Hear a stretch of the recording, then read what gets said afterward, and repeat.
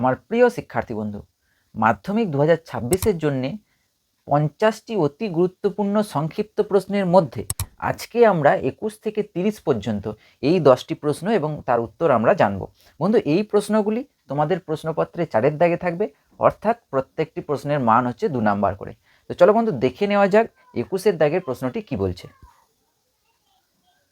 বন্ধু, 21-এর দাগের প্রশ্নটি বলছে, কোনো মূলধন 10 বছরে দ্বিগুণ হলে বার্ষিক সরল সুদের হার কত?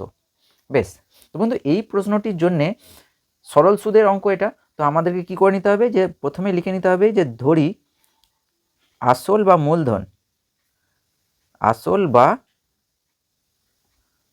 মূলধন সমান হচ্ছে, সেটাকে আমরা পি দিয়ে চিহ্নিত করি, পি সমান হচ্ছে এক্স টাকা।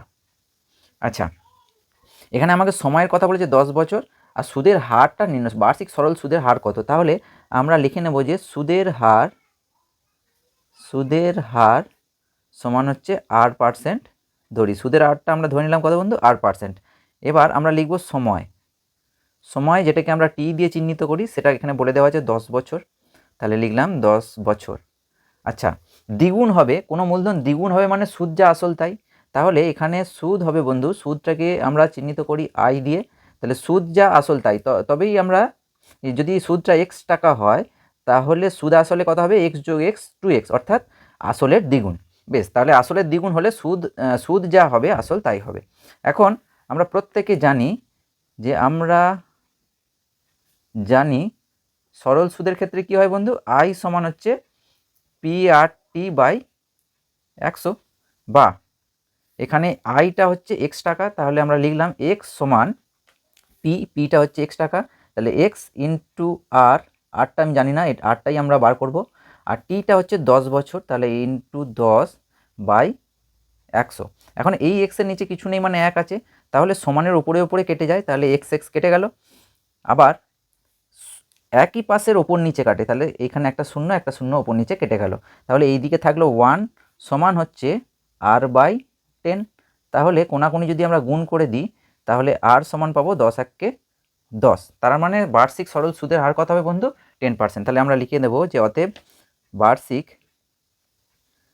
বার্ষিক সরল সুদের হার সমান হচ্ছে 10%। অর্থাৎ কোনো মূলধন যদি 10 বছর রাখা হয় আর বার্ষিক সরল সুদের হার যদি 10% হয়, তাহলে সেই মূলধনটা কি হয়ে যাবে, ডবল হয়ে যাবে। বন্ধু, এবার আমরা দেখে নেব 22-এর দাগের প্রশ্নটি। 22-এর দাগের প্রশ্নটিতে বলছে, যদি এক্স সমান হচ্ছে a cos থিটা এবং ওয়াই সমান b sin থিটা হয়, তবে এক্স ও ওয়াই এর মধ্যে থিটা বর্জিত সম্পর্কটি নির্ণয় করো। তাহলে এক্স আর ওয়াইয়ের মধ্যে একটা সম্পর্ক বার করতে হবে যেখানে থিটা থাকবে না। প্রথমত দেওয়া আছে এক্স সমান হচ্ছে a cos থিটা।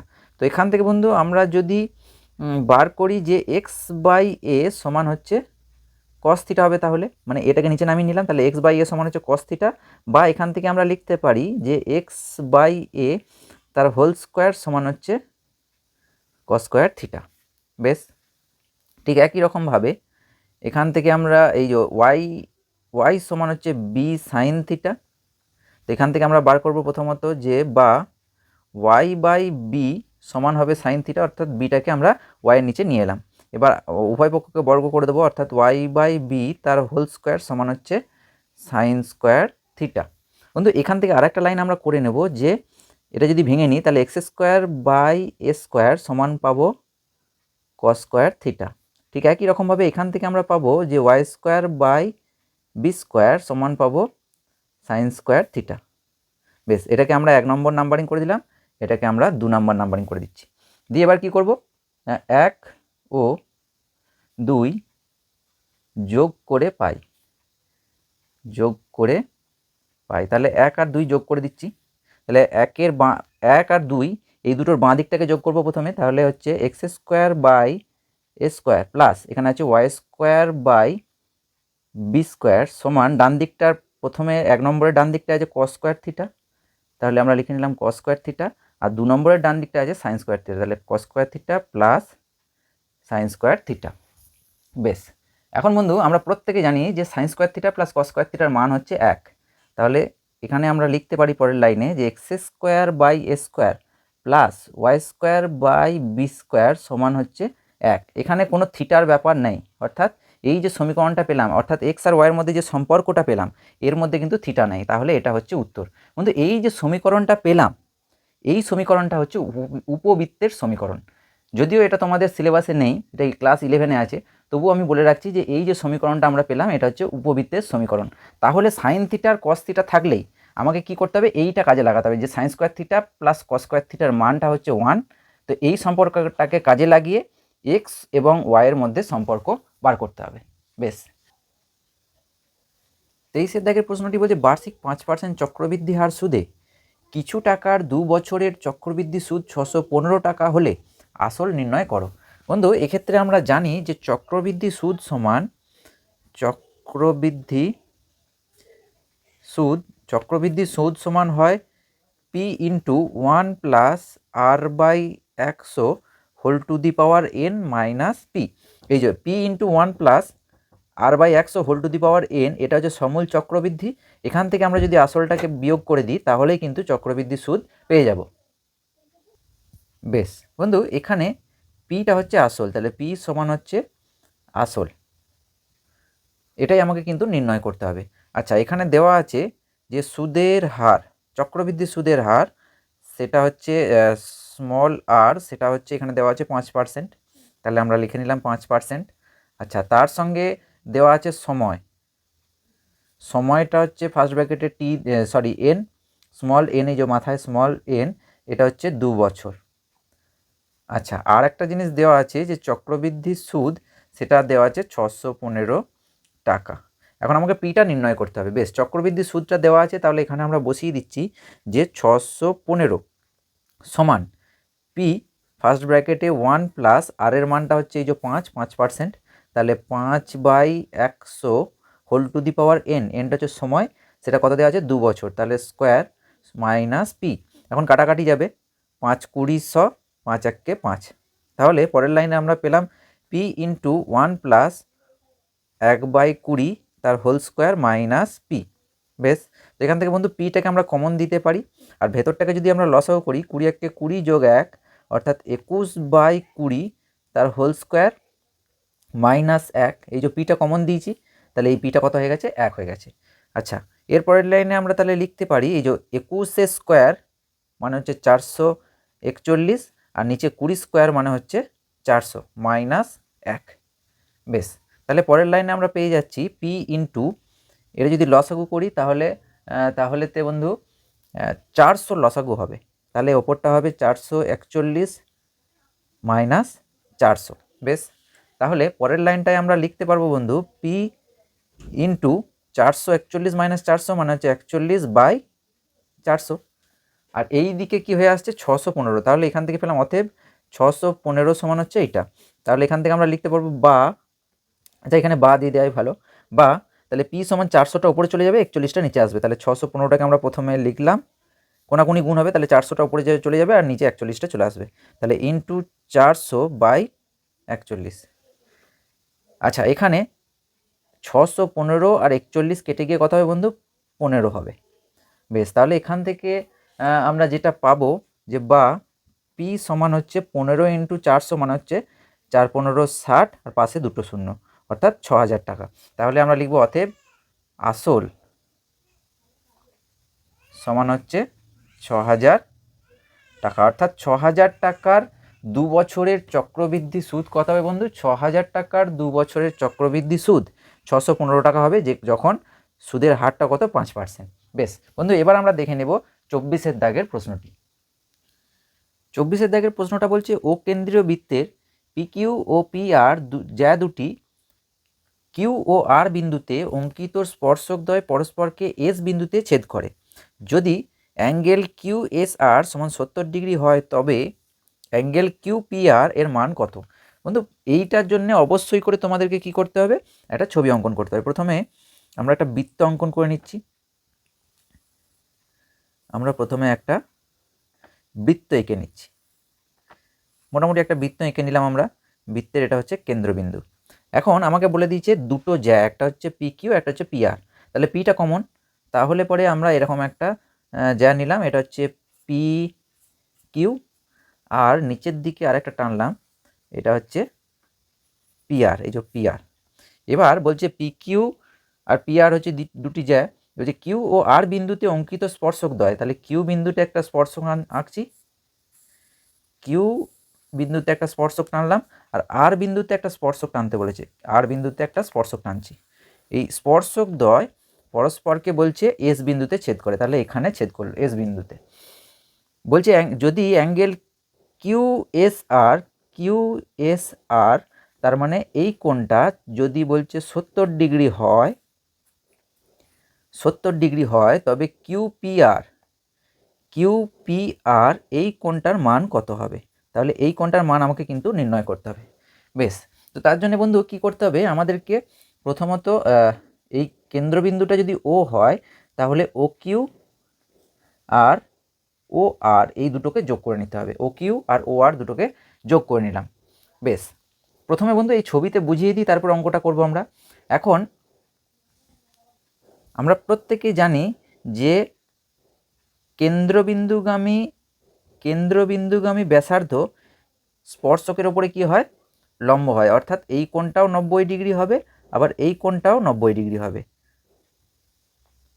অর্থাৎ স্পর্শক আর স্পর্শবিন্দুগামী ব্যাসার্ধ পরস্পর কি হয়? লম্ব হয়। তাহলে এটা 90 ডিগ্রি, এখানে এই পাশেরটাও হচ্ছে 90 ডিগ্রি। আচ্ছা, এখান থেকে আমরা দেখতে পাচ্ছি ও কিউ এস আর এটা একটা হচ্ছে চতুর্ভুজ, তাহলে চতুর্ভুজের 4টে কোণের যোগফল 360 ডিগ্রি হয়, তাহলে 3টে কোণ জানা আছে, এই যে 3টে কোণ জানা আছে। তাহলে এই কোণটার মান আমরা কত পাবো বন্ধু? না, এই কোণটার মান পাবো 360 ডিগ্রি মাইনাস এই 3টে কোণের যোগফল 90 যোগ 90 যোগ 90 যোগ হচ্ছে 100। বেশ, তাহলে 360 থেকে বাদ যাচ্ছে কত বন্ধু? 90 90 হচ্ছে 180, 180 প্লাস 70 মানে হচ্ছে 200, 180 প্লাস 70 মানে হচ্ছে 250, আর এটা 360 থেকে 250 বাদ গেলে হচ্ছে 110 ডিগ্রি, তার মানে এই কোণটার মান হলো 110 ডিগ্রি। এবার বন্ধু আমি এই জায়গাটাতে যদি একটা নাম দিয়ে দিই, ধরো টি নাম দিলাম, এবার আর টি কিউ এই বৃত্তচাপের দ্বারা গঠিত, এটা হচ্ছে কেন্দ্রস্থ কোণ আর এটা হচ্ছে বৃত্তস্থ কোণ। কেন্দ্রস্থ কোণ হচ্ছে বৃত্তস্থ কোণের দ্বিগুণ, তার মানে এইটা 110 ডিগ্রি হলে এর অর্ধেক হবে এই কোণটা, তাহলে এই কোণটার মান হবে, অর্থাৎ পি কোণটার মান হবে 55 ডিগ্রি। তাহলে এই বিষয়টাকেই আমরা কিন্তু লিখব। তো প্রথমে আমরা লিখে নিচ্ছি যে কী লিখব বন্ধু? না, angle O Q S সমানই angle ও আর এস সমান হচ্ছে 90 ডিগ্রি। কারণটা আমরা লিখে দেব যে যেহেতু বৃত্তের স্পর্শক ও স্পর্শবিন্দুগামী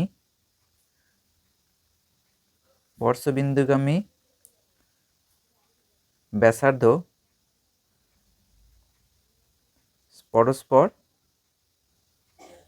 লম্ব। বেশ, প্রথমটা তাহলে পেয়ে গেলাম এই দুটো 90 ডিগ্রি করে। এখন ও কিউ এস আর চতুর্ভুজ থেকে পাই কি পাবো বন্ধু? না, 4টে কোণের যোগফল 360 ডিগ্রি, তাহলে অবশ্যই করে অ্যাঙ্গেল আর ও কিউ এই কোণটা হবে 360 ডিগ্রি মাইনাস এই যে বাকি 3টে কোণের যোগফল 90 ডিগ্রি যোগ 90 ডিগ্রি যোগ 70 ডিগ্রি, এই যে যেটা করেছি এখানে। তো এখান থেকে আমরা যেটা পেলাম বন্ধু, যে কত ডিগ্রি পেলাম? 110 ডিগ্রি। এবার আমরা লিখব যে কি লিখব বন্ধু? না, কিউটি আর বৃত্তচাপের দ্বারা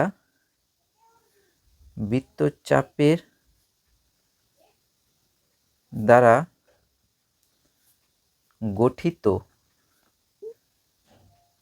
কেন্দ্রস্থ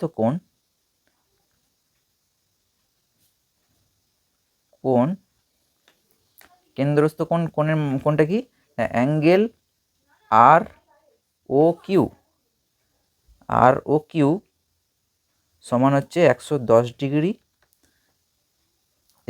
এই চাপের দ্বারা গঠিত কেন্দ্রস্থ কোণটা এটা, এবং বৃত্তস্থ কোণ বৃত্তস্থ কোণ অ্যাঙ্গেল কোণ হচ্ছে আর পি কিউ বা কিউ পি আর, তাহলে কিউ পি আর সমান হচ্ছে এই কেন্দ্রস্থ কোণটার অর্ধেক হবে, কারণ এইটার দ্বিগুণ হচ্ছে এটা, তার মানে এই কোণটা হচ্ছে এই কেন্দ্রস্থ কোণের অর্ধেক বৃত্তস্থ কোণটা, তাহলে হচ্ছে 110 ডিগ্রি বাই 2 মানে হচ্ছে 55 ডিগ্রি। তাহলে আমরা উত্তরটা কত পেলাম বন্ধু? না 55 ডিগ্রি। বেশ, এটা গেল 24-এর দাগের প্রশ্নটি। বন্ধু এবার আমরা দেখব 25-এর দাগের প্রশ্নটি। বন্ধু এবার আমরা দেখব 25-এর দাগের প্রশ্নটি। 25-এর দাগের প্রশ্নটি বলছে √15 প্লাস √3 এবং √10 প্লাস √8 এর মধ্যে কোনটি বড়? তো এর ক্ষেত্রে আমাদেরকে কি করতে হবে বন্ধু? প্রথমে √15 প্লাস √3 এর হোল স্কোয়ারটাকে আমাকে বার করে নিতে হবে। তাহলে হোল স্কোয়ার সমান হচ্ছে √15 তার whole square plus 2ab 2 into √15 into √3 plus b square অর্থাৎ হচ্ছে √3 এর হোল স্কোয়ার। তো এখানে বন্ধু আমরা দেখতে পাচ্ছি √15 হোল স্কোয়ার মানে হচ্ছে 15 প্লাস 2 আর রুট দুটো গুণ হবে √45, 3 15 45 প্লাস হচ্ছে 3, তার মানে 15 আর 3 হচ্ছে 18, 18 যোগ 2 √45, এটা পেলাম প্রথমটা। এবার দ্বিতীয়টারও স্কোয়ার বার করবো আমরা, অর্থাৎ √10 প্লাস √8 তার হোল স্কোয়ার। তো এখানে ওই একই রকম a প্লাস বি তার হোল স্কোয়ার অর্থাৎ হচ্ছে a square plus 2ab plus হচ্ছে বি স্কোয়ার অর্থাৎ √8 এর হোল স্কোয়ার। তাহলে √10 এর হোল স্কোয়ার মানে হচ্ছে 10 প্লাস 2 ইন্টু 8 10 80, √80 হলো প্লাস √8 এর হোল স্কোয়ার মানে 8, তাহলে 8 আর 10 18, 18 যোগ 2 ইন্টু √80। তাহলে প্রথমটার ক্ষেত্রে দেখতে পাচ্ছি বন্ধু 18 যোগ 2 ইন্টু √45, দ্বিতীয়টার ক্ষেত্রে 18 যোগ 2 ইন্টু √80। অবশ্যই করে √80টা বড় √45 থেকে, তাহলে এখানে আমরা লিখব যে √80 গ্রেটার দেন হচ্ছে √45, গ্রেটার দেন হামুখটা যার দিকে সে বড়।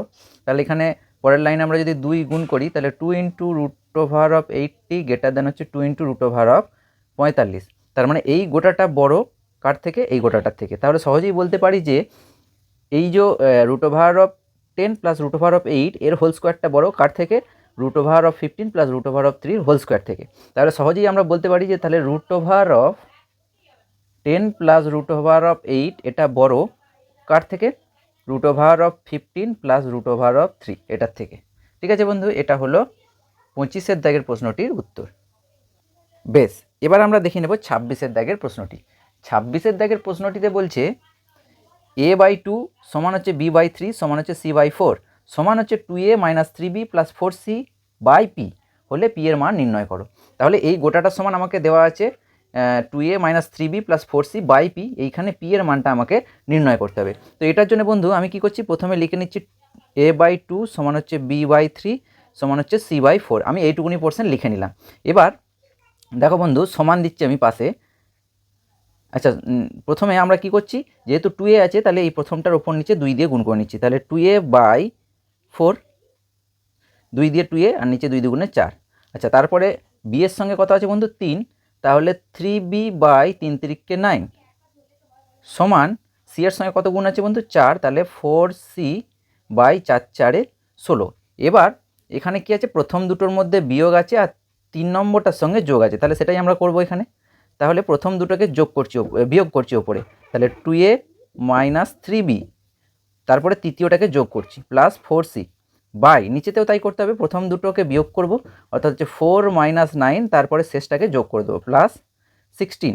বেশ বন্ধু, এখন আমরা উপরটাকে লিখে নিচ্ছি যেমন আছে, তাহলে 2a minus 3b plus 4c by নিচেটাতে 4 মাইনাস হচ্ছে 9 মানে হচ্ছে -5 যোগ 16 মানে হচ্ছে 11, অর্থাৎ আমি যদি প্লাসগুলোকে আগে যোগ করি তাহলেও হবে। এই যে 16 আর 4 20, 20 থেকে 9 বাদ দিলে 11, তাহলে আমরা কত পেলাম বন্ধু? 11। তাহলে এবার আমরা যদি এইটা থেকে এটা পেয়েছি, এখান থেকে আমরা পেয়ে গেলাম এইটা, অর্থাৎ এই দুটোর থেকে যদি এবার আমরা তুলনা করি তাহলে দেখতে পাচ্ছি পি এর মান কত হবে বন্ধু? 11। তাহলে আমরা লিখে দেবো অতএব পি সমান হচ্ছে 11। এটা হলো 26-এর দাগের প্রশ্নটির উত্তর। এটাকে আরেক রকমভাবে করা যেতে পারে, সমান কে ধরে, তো সেই পদ্ধতিতেও তোমরা করতে পারো। বেশ বন্ধু, এবার আমরা দেখে নেব 27-এর দাগের প্রশ্নটি।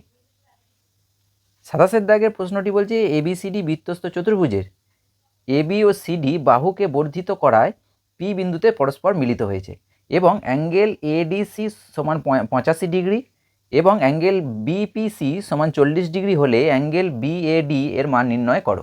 তো এই অঙ্কটির ক্ষেত্রে সর্বপ্রথমে আমাকে কী করে নিতে হবে, ছবিটাকে এঁকে নিতে হবে। তাহলে প্রথমে আমরা একটা বৃত্তস্থ চতুর্ভুজ অঙ্কন করব। প্রথমে আমরা একটা বৃত্ত এঁকে নিচ্ছি। এবার বৃত্তর ভেতরে আমরা কি করছি, এবিসিডি একটা চতুর্ভুজ অঙ্কন করে নিচ্ছি। তাহলে এখানে আমি দিলাম এ, এখানে হচ্ছে বি সি ডি। এবার বলেছে এবি আর সিডি বাহুকে বর্ধিত করায় পরস্পর পি বিন্দুতে মিলিত হয়েছে। তাহলে আমি এখন সিডি বাহুটাকে বর্ধিত করলাম আর এবি বাহুটাকে বর্ধিত করে দিলাম। পরস্পর কোন বিন্দুতে মিলিত হয়েছে বন্ধু? পি বিন্দুতে মিলিত হয়েছে। পি বিন্দুতে মিলিত হয়েছে পরস্পর। বন্ধু এখন আমাকে বলে দেওয়া আছে যে এডিসি হচ্ছে 85 ডিগ্রি, তাহলে এডিসি তার মানে এই কোণটা হচ্ছে 85 ডিগ্রি। আর কি বলে দেওয়া আছে, অ্যাঙ্গেল বিপিসি সমান 40 ডিগ্রি, তাহলে বিপিসি এই কোণটা হচ্ছে 40 ডিগ্রি। আমাকে কি বার করতে বলেছে, অ্যাঙ্গেল বিএডি, তাহলে বিএডি তার মানে এই কোণটার মান আমাকে নির্ণয় করতে হবে। বেশ, এখন প্রথমত আমরা দেখিনি কিভাবে এই ছবি থেকে অঙ্কন করব, তারপর আমরা লিখব। আমরা প্রত্যেকেই জানি যে বৃত্তস্থ চতুর্ভুজের বিপরীত কোণগুলো সম্পূরক অর্থাৎ 180 ডিগ্রি। তাহলে এইটা 85 ডিগ্রি হলে এই পাশেরটা হবে 95 ডিগ্রি। বেশ, আর এই গোটাটা হচ্ছে একটা সরল কোণ, এই গোটাটা হচ্ছে একটা সরল কোণ। তাহলে সরল কোণের এই দিকটা অর্থাৎ বি কোণের বাঁ দিকটা 95 ডিগ্রি হলে ডান দিকেরটার মান হবে হচ্ছে 85 ডিগ্রি। বেশ, তাহলে ডান দিকের অর্থাৎ সিবিপি এই কোণটার মান আমরা পেলাম 85 ডিগ্রি। এখন দেখো বন্ধু, এ বিপিসি এটা একটা ত্রিভুজ, এই ত্রিভুজের পি কোণটা হচ্ছে 40 ডিগ্রি, বি কোণটা হচ্ছে 85 ডিগ্রি হলে এই সি কোণের মান কত হবে, 180 থেকে এই দুটি কোণের যোগফল বিয়োগ যাবে, অর্থাৎ এই দুটো কোণকে যোগ করলে হচ্ছে 125 ডিগ্রি। 180 থেকে 125 ডিগ্রি বিয়োগ গেলে এখানটা হলো 55 ডিগ্রি। বেশ, তাহলে সি কোণের এই পাশটা পেলাম 55 ডিগ্রি।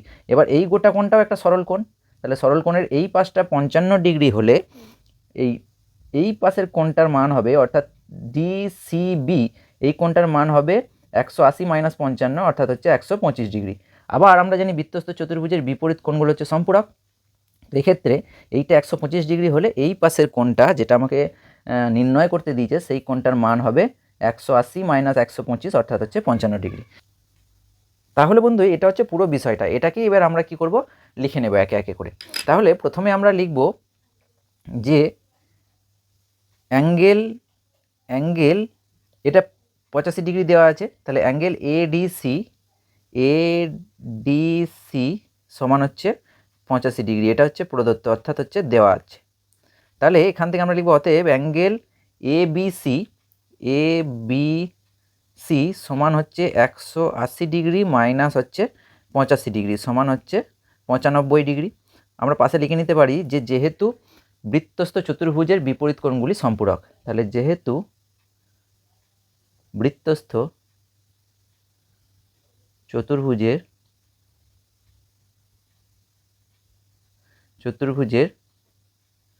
বিপরীত কোণগুলি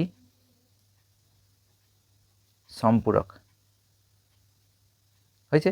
বেশ, এটা গেল। এবার এইটা যেই 95 ডিগ্রি পেলাম, তাহলে এখান থেকে আমরা লিখতে পারি সিবিপি, তাহলে অ্যাঙ্গেল সিবিপি সমান হচ্ছে 180 থেকে এই যে গোটা কোণটার মান 180 ডিগ্রি, তাহলে 180 ডিগ্রি থেকে 95 বাদ মাইনাস 95 ডিগ্রি, তাহলে এখান থেকে আমরা পেলাম হচ্ছে 85 ডিগ্রি। বেশ, তাহলে এই কোণটা 85 ডিগ্রি দিয়ে লিখবো। আবার ত্রিভুজ, এটা একটা ত্রিভুজ, যদিও এখানটা একটু বেঁকে গেছে, তো এটা একটা ত্রিভুজ কোনটা বন্ধু, বিপিসি ত্রিভুজ থেকে পাই কি পাই বন্ধু, না অ্যাঙ্গেল এই কোণটা 85 ডিগ্রি, এটা দেওয়া আছে 40 ডিগ্রি, তাহলে অ্যাঙ্গেল বিসিপি সমান 180 থেকে এই দুটো কোণের যোগফল বাদ যাবে অর্থাৎ হচ্ছে 85 ডিগ্রি যোগ হচ্ছে 40 ডিগ্রি। তাহলে এখান থেকে আমরা যেটা পাচ্ছি যে 180 ডিগ্রি মাইনাস 125 ডিগ্রি, তাহলে 180 ডিগ্রি মাইনাস 125 ডিগ্রি অর্থাৎ এখানে কত পাচ্ছি আমরা, এখান থেকে আমরা পাচ্ছি 155 ডিগ্রি পেলাম 125 ডিগ্রি বাদ দিলে। তো এই কোণটা অর্থাৎ বিসিপি এইটার মান হচ্ছে 55 ডিগ্রি। তো এখান থেকে আমরা লিখব অতএব অ্যাঙ্গেল বিসিডি সমান হচ্ছে 180 ডিগ্রি মাইনাস 55 ডিগ্রি। 180 থেকে 55 বাদ দিলে আমরা পাবো 125 ডিগ্রি, অর্থাৎ এই কোণটার মান আমরা পেলাম 125 ডিগ্রি। তাহলে লিখব সুতরাং সুতরাং সুতরাং কি লিখব বন্ধু না, অ্যাঙ্গেল বিএডি সমান হচ্ছে 180 ডিগ্রি মাইনাস হচ্ছে 125 ডিগ্রি। এই যে আবার এইটা তো জানি না, এই কোণটার মান নির্ণয় করব। তো বৃত্তস্থ চতুর্ভুজের বিপরীত কোণগুলো সম্পূরক, তাহলে এইটা 125 ডিগ্রি হলে এই পাশের কোণটা অর্থাৎ বিএডি এর মান হবে 180 মাইনাস 125, তাহলে সেটার মান কত হচ্ছে বন্ধু 55 ডিগ্রি। তাহলে এখানেও তোমরা লিখে দিতে পারো যে বৃত্তস্থ চতুর্ভুজের বিপরীত কোণগুলি সম্পূরক। তাহলে যেহেতু বৃত্তস্থ চতুর্ভুজের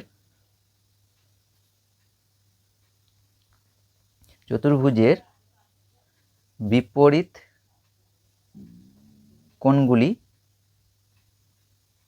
কোণগুলি সম্পূরক হয়েছে। তাহলে এটা গেল বন্ধু 27 দাগের প্রশ্নটির উত্তর। এবার আমরা দেখে নেব 28 দাগের প্রশ্নটি। 28 দাগের প্রশ্নটি বলছে যদি 0 degree less than theta less than 90 degree হয় তবে 9 tan square theta plus 4 cot square theta এর সর্বনিম্ন মান নির্ণয় করো। তাহলে এটাকে আমরা লিখব প্রথমে যে 9 tan square theta plus 4 cot square theta সমান 9 tan স্কোয়ার থিটাটাকে লিখছি আমরা 3 tan থিটা তার হোল স্কোয়ার প্লাস এটাকে লিখছি 2 cot থিটা তার হোল স্কোয়ার। বেশ, তাহলে এবার আমরা কি সূত্র এখানে প্রয়োগ করব না, এ স্কোয়ার প্লাস বি স্কোয়ার মানে হচ্ছে এ মাইনাস বি তার হোল স্কোয়ার অর্থাৎ 3 tan theta minus 2 cot theta তার হোল স্কোয়ার এ মাইনাস বি তার হোল স্কোয়ার প্লাস হচ্ছে 2ab। তাহলে প্লাস 2 ইন্টু এ মানে হচ্ছে 3 tan থিটা ইন্টু বি মানে হচ্ছে 2 cot থিটা। বেশ, এখন এখানে কি করছি, প্রথমেরটা যা আছে রেখে দিচ্ছি। তাহলে 3 tan theta minus 2 cot theta এটাকে আমরা হোল স্কোয়ারটাকে রেখে দিলাম। এখানে দেখতে পাচ্ছি যে 2 3 দুগুণে 6 6 দুগুণে 12, তার মানে এখানটা হলো 12 tan থিটা আর cot থিটাটাকে লিখছি 1/tan থিটা। তো এখানে tan থিটা উপর নিচে কেটে গেল, তার মানে এই জায়গাটাতে দাঁড়ালো 3 tan theta minus 2 cot theta তার হোল স্কোয়ার প্লাস 12। এখন এইটা 3 tan থিটা মাইনাস 2 cot থিটার হোল স্কোয়ার আছে, মানে এর সর্বনিম্ন মান হচ্ছে 0, কারণ ঋণাত্মক হতে পারে না, স্কোয়ার আছে বলে। তাহলে এর সর্বনিম্ন মান হচ্ছে 0। তাহলে এই গোটাটার সর্বনিম্ন মান এটা যদি 0 হয়ে যায় তাহলে গোটাটার সর্বনিম্ন মান হবে 12, কারণ 0 প্লাস 12 মানে 12। তাহলে আমরা লিখব যে অতএব 9 tan square theta plus 4 cot square theta এর সর্বনিম্ন মান হচ্ছে সমান হচ্ছে 12। এটা গেল বন্ধু 28 দাগের প্রশ্নটির উত্তর। এবার আমরা দেখে নেব 29 দাগের প্রশ্নটি। 29 দাগের প্রশ্নটি বলছে একটি লম্ববৃত্তাকার শঙ্কুর আয়তন ও পার্শ্বতলের ক্ষেত্রফলের সংখ্যা মান সমান। শঙ্কুর উচ্চতা ও ব্যাসার্ধের দৈর্ঘ্য যথাক্রমে h ও r একক হলে আমাকে বলছে যে 1/h square plus 1/r square এর মান নির্ণয় করো। তো প্রথমত বন্ধু শঙ্কুর আয়তনের সূত্র হচ্ছে শঙ্কুর আয়তন, যেটাকে আমরা ক্যাপিটাল ভি দিয়ে চিহ্নিত করি, সেটা হচ্ছে 1/3 পাই r স্কোয়ার h, 1/3 পাই r স্কোয়ার h এত ঘন একক। আয়তন সবসময় ঘন একক হয়। এখানে আমাকে আর h লিখতে হবে না, কারণ এখানে দেয়াই আছে এইচটা হচ্ছে উচ্চতা, আরটা হচ্ছে ব্যাসার্ধ। বেশ, আর শঙ্কুর পার্শ্বতলের ক্ষেত্রফলের সূত্র হচ্ছে শঙ্কুর পার্শ্বতলের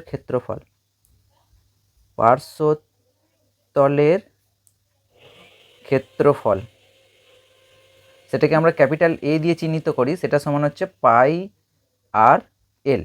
এলটা হচ্ছে তির্যক উচ্চতা। এই যে একটা যদি শঙ্কু হয়, এটা একটা শঙ্কু, শঙ্কুর এই পাশের বাহুটাকে বলা হয় এল। তাহলে শঙ্কুর পার্শ্বতলের ক্ষেত্রফল হচ্ছে পাই আর এল বর্গ একক, ক্ষেত্রফল বর্গ এককে হয়। এখন আমাকে বলে দেওয়া আছে যে আয়তন আর পার্শ্বতলের ক্ষেত্রফলের সাংখ্যমানটা সমান। তাহলে আমরা লিখতে পারি যে শর্তানুসারে 1/3 পাই আর স্কোয়ার এইচ সমান হচ্ছে পাই আর এল। দুদিক থেকে পাই পাই কেটে যাবে, একটা আর কমে যাবে, এই যে আর স্কোয়ার আর কেটে গিয়ে তাহলে এইদিকে থাকবে 1/3 আর এইচ সমান হচ্ছে এল। এবার আমরা কি করছি, দুদিকেই আমরা বর্গ করে দিচ্ছি। তাহলে এই দিকটা হয়ে যাবে 1/9, 1/3 হোল স্কোয়ার হবে, তাহলে 1/9 আর স্কোয়ার এইচ স্কোয়ার সমান হচ্ছে এল স্কোয়ার। বেশ, কেন বর্গ করলাম, কারণ আমরা জানি যে এল সমান হচ্ছে √অফ h square plus r square. এই যে ছবিটাতে যদি আমরা দেখি, এইটা হচ্ছে এইচ, এটা হচ্ছে আর এটা হচ্ছে এল। তাহলে এখানে যদি আমি নাম দিই এ, এই জায়গাটা হচ্ছে ও, এখানে যদি বি নাম দিই, তাহলে ও এ বি এটা একটা সমকোণী ত্রিভুজ, যেখানে এই কোণটা হচ্ছে সমকোণ। তাহলে পরে আমরা লিখতে পারি লম্ব স্কোয়ার প্লাস ভূমি স্কোয়ার সমান হচ্ছে অতিভুজ স্কোয়ার, অর্থাৎ H square plus r square সমান হচ্ছে এল স্কোয়ার। তো এই বিষয়টা তাহলে এল অর্থাৎ তির্যক উচ্চতা সমান হচ্ছে এটা, তাহলে এল স্কোয়ার যদি করি তাহলে সেটা হবে H square plus r square. বেশ, এটা আমরা বসিয়ে নেবো এবার। তাহলে এখান থেকে আমরা লিখব যে বা 1/9 আর স্কোয়ার এইচ স্কোয়ার সমান হচ্ছে এল স্কোয়ার, এল স্কোয়ার মানে হচ্ছে H square plus r square. তাহলে সেটা আমরা বসিয়ে নিচ্ছি যে H square plus r square. এবার আমরা লিখে নিচ্ছি যে 1/9 এইচ স্কোয়ার আর স্কোয়ারটাকে নিচে নামিয়ে দিচ্ছি, তাহলে এটা হলো h square plus r square by R square H square. বেশ, তো এখানে বন্ধু এবার আমরা কি করছি, বাঁ দিকটা যেমন আছে রেখে দিচ্ছি, 1/9 সমান এটা হয়ে গেল H square by R square H square plus তারপরেরটা হয়ে যাবে যে R square by R square H square, অর্থাৎ ভাগ করে নিলাম। এবার প্রথমটার ক্ষেত্রে এইচ স্কোয়ার কেটে গেল, উপরে 1 থাকলো, আর আর স্কোয়ার কেটে গেল, উপরে 1 থাকলো। তাহলে আমরা দেখতে পাচ্ছি বন্ধু যে 1/9 সমান হচ্ছে 1/r² প্লাস 1/h²। আমাকে এখানে প্রশ্নটাতে বলেছে যে 1/h² প্লাস 1/r² এর মান নির্ণয় করে, তাহলে সেটা আমরা কত পেলাম বন্ধু, 1/r² প্লাস 1/h² এর মান হচ্ছে 1/9, এটা হচ্ছে উত্তর। বেশ বন্ধু, এটা গেল 29-এর দাগের প্রশ্নটি। এবার আমরা দেখে নেব 30-এর দাগের প্রশ্নটি। বন্ধু 30-এর দাগের প্রশ্নটিতে বলছে যে 3x + 5y = 7x - 4y সমান 7:4 হলে x:y এর মান কত? তো প্রথমত বন্ধু যেটা দেওয়া আছে আমরা লিখে নেব যে 3x + 5y = 7x - 4y সমান হচ্ছে 7:4। আচ্ছা, অনুপাত মানে হচ্ছে তো তোমার কি হয়, ভগ্নাংশ অর্থাৎ বাই। তাহলে এখান থেকে আমরা লিখতে পারি যে 3x + 5y by 7x - 4y সমান হচ্ছে 7/4। বেশ, এবার কি করছি, আমরা কোণাকুণি গুণ করে নিচ্ছি। তাহলে 7 × 7x - 4y অর্থাৎ 7-এর সঙ্গে নিচেরটা গুণ করলাম সমান 4-এর সঙ্গে এই পাশেরটা গুণ হবে, তাহলে 4 × 3x + 5y। বেশ, এবার আমরা 7টাকে গুণ করে দিচ্ছি, তাহলে 7 × 7 = 49x - 7 × 4 = 28y সমান হচ্ছে 4 × 3 = 12x প্লাস 4 × 5 = 20y। বেশ, তো পরের লাইনে আমরা কি করছি, এক্সগুলোকে একদিকে নিয়ে আসছি, ওয়াইগুলোকে আরেক দিকে।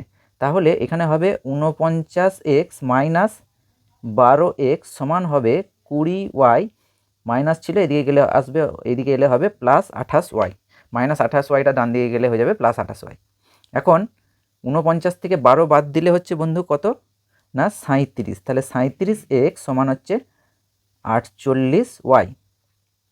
তো এখান থেকে আমরা যেটা পাবো যে x/y সমান হচ্ছে 48/37। কী করলাম, ওয়াইটাকে নিচে নামিয়ে আনলাম আর 37টাকে ওইদিকে নিচে নিয়ে গেলাম। তো এখান থেকে আমরা লিখতে পারি অতএব x/y সমান হচ্ছে 48:37। এটা হলো 30-এর দাগের প্রশ্নটির উত্তর। বন্ধু পরের ভিডিওতে আমরা 31 থেকে 40 পর্যন্ত প্রশ্নগুলির উত্তর জানবো। ততক্ষণের জন্য খুব ভালো থেকো, খুব মন দিয়ে পড়াশোনা করো। Good bye.